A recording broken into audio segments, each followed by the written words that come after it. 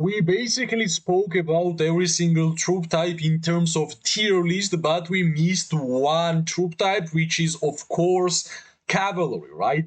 I'm not a cavalry main. I'm generally don't play cavalry as often as other troop types, but as an archer main, I can feel which heroes are the strongest in open field because I can feel their damage, right? And of course, with my almost 300 3 years, not 300, 3 years of Call of Dragons gameplay, I think I gathered some experience to speak about cavalry troop types also, right? In this tier list, we have C, B, A, and S plus tier, right? I will try to explain my reasoning behind every single hero where I'm gonna put them, and we are basically speaking about open field PvP, right? Against real players. So let's not really spend too much time by speaking and let's dive into the tier list, right? Let's start with the C tier, and in C tier, I had two options. At first, I went from the other one, but then I thought for a second. Then I'm going to put Theodore as a C tier, right? Generally, in open field PvP, we want to have all the skills available for PvP, right? And the garrison heroes such as Theodore, Lie, they are not generally that great in PvP. I mean, in comparisons to other heroes, of course, right? So yeah, Theodore is C tier. I generally really like Theodore when it came out. The bruise, like HP reduction and in general tankiness, which Theodore was giving on the early stages of the Call of Dragons, was really impressive. It was a good move in a good direction. I think after Theodore we got Tobin, right? And Tobin and Urag was the perfect pair for Cavalry. So basically, Theodore is tanky, not as much damage as other Cavalry heroes, plus we have -1 skill, which is only available for the garrison hero, right? So that's why we are putting Theodore as a C tier. And I believe Theodore will be the only hero who will be standing there as a C tier. And from now on, we are going to be moving to the B tier. So, in my opinion, in open field PvP, it might sound strange, obviously, but now we have some infantry heroes, right? We have Skogul, we have Nika, right?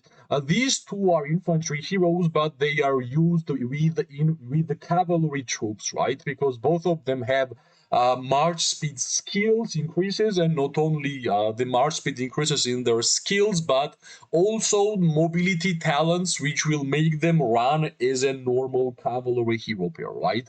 That's why I believe they are better than Theodore, honestly. But yeah, they might have like -1 skill, but in totality, I believe Skogul and Nika is used way more with the cavalry heroes than actually Theodore. Right?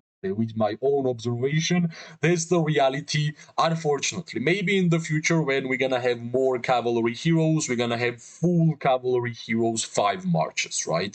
So yeah, it doesn't really mean we're gonna have only infantry heroes in a B tier.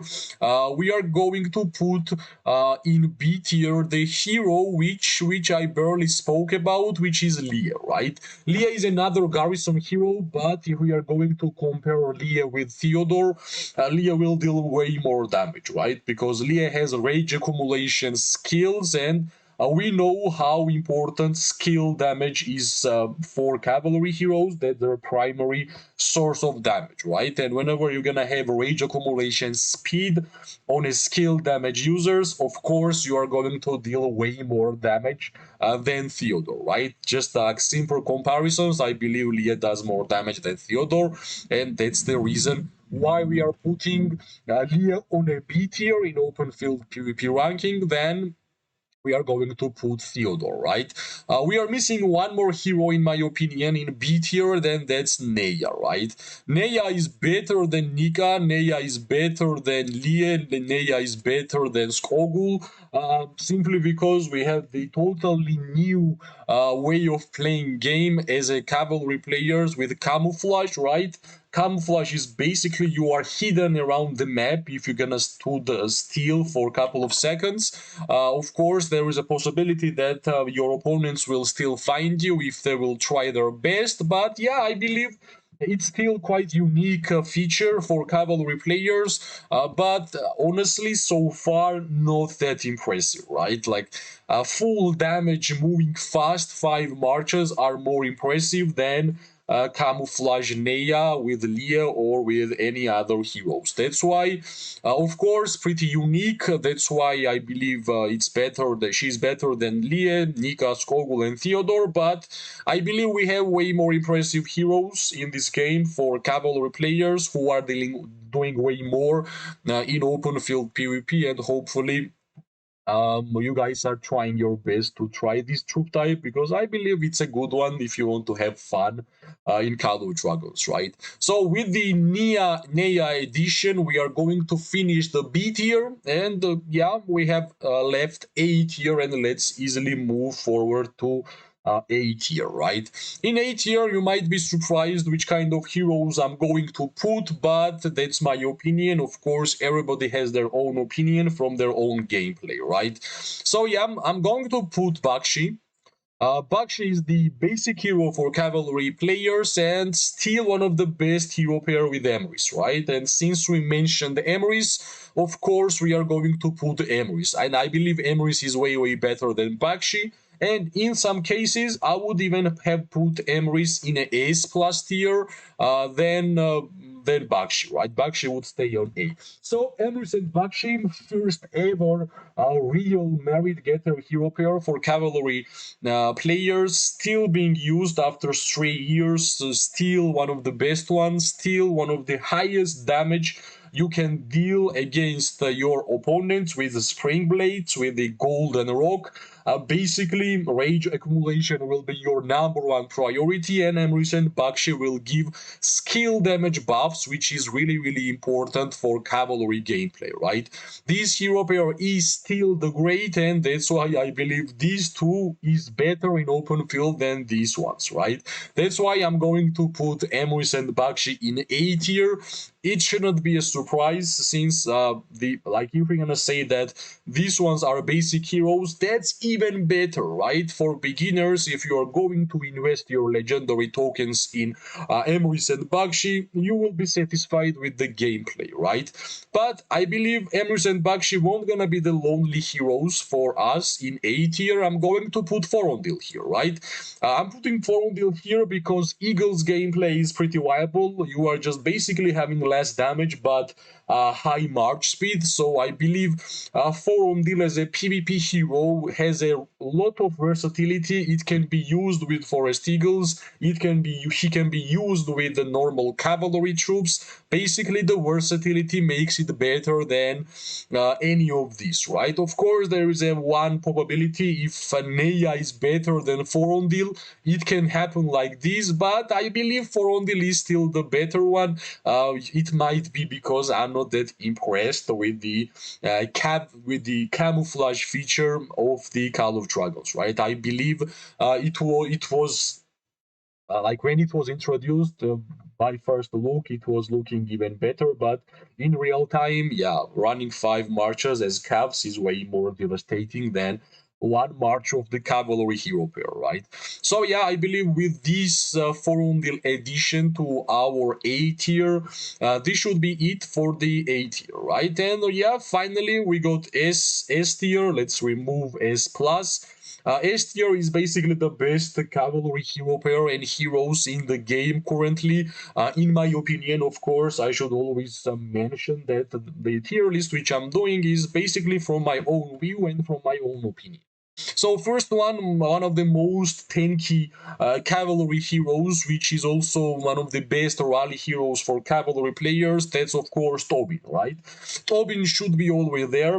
Tobin was the revelation for the cavalry players because we all remember year one, year two, cavalry players were asking something tanky because their whole gameplay was rushing in and basically getting destroyed, right? And when the Tobin was introduced to the game, That minus, which meant that you were like glass cannon, just dealing damage and that's it.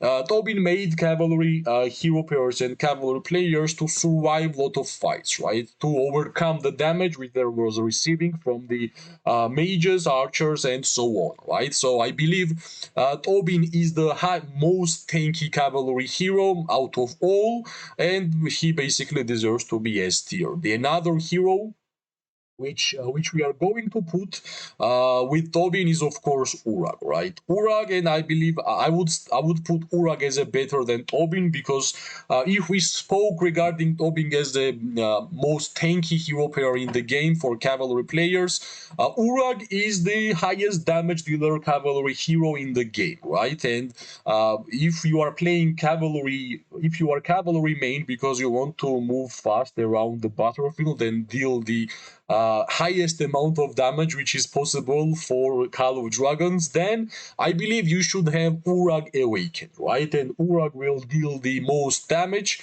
Urag will have the skill talent tree. Tobin will have the tank talent tree, right? And it's pretty simple to understand. If you want to be more tanky, you are putting Tobin as a primary. If you want to be dealing more damage, you are going to put Urag as a primary, right? So basically, this might be the end of the tier list because yeah, there is Mordok, but let's speak about generally of about legendary heroes, right? Because awakening epic heroes is not that hard.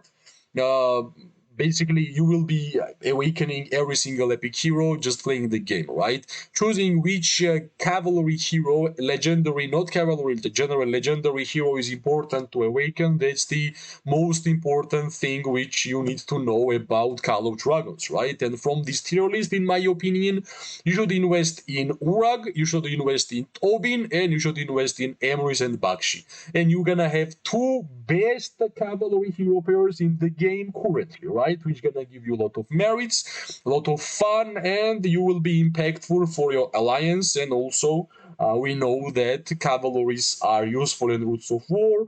Some cavalry hero pairs are useful in behemoth fights, and let's not say that Bastion rallies or in general city rallies are mainly done by the cavalry players, right? So having Urag, Tobin, Emrys, Bakshi will cover all of your needs which you have whenever you are being cavalry player, right?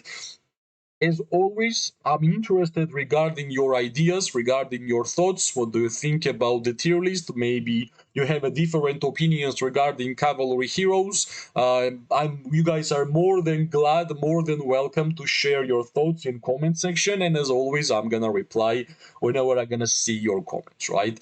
As always, if you like the video, press like, subscribe, share. It always gives me more and more motivation to make more content for this game. I wish everybody amazing day, morning, and night. We are going to see each other really, really soon. Bye bye and good luck.